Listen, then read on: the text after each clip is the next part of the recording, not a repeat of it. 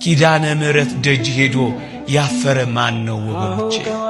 እሷን ለምኗት ድረሽልኝ ብሏት ከልጅሽ ከወዳጅሽ አማልጂኝ ብሏት ምስጢር ያልተፈታለት ቋጠሮ ያልተበጠሰለት የተሰነጠቀው ያልተጠገነለት የተሰበረው ያልታደሰለት የፈረሰው ያልተጠገነለት ማን ነው ወገኖቼ? እንዴ ከጥቅስ በላይ አይደለች እንዴ እሷ? ምእመናን እኔ አንድ ተአምራት ልንገራችሁ። አንድ ሰው ለምስክርነት ቆሞ መጣ። ሚስቴ 4 ጊዜ ሰርጀሪ ተደርጋለች አለ።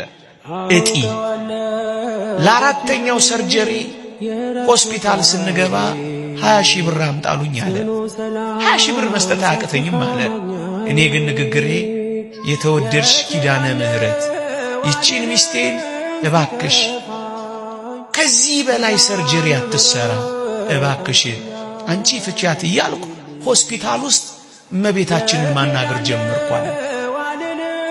ከዛ ሪፈራሉን አለ የሪፈር ወረቀቱን ይዤ እኔ ግን የምነጋገረው ሚስቴን አንቺ አድኝልኝ እያልኩ እያወራው ባጃጅ ውስጥ ገባንና አለ ወደ ኪዳነ ምሕረት ቤተክርስቲያን ሄድን አለ።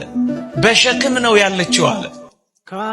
ልክ ኪዳነ ምሕረት ቤተክርስቲያን ስንገባ በሸክም የነበረችው ሚስቴ ቆመች። እግዚአብሔር ያሳያችሁ እጅግ ብርቱ የሆነው ምናልባትም ወደ ካንሰር ይቀየር የነበረው ያ እጢ የት እንደገባ አይታወቅም።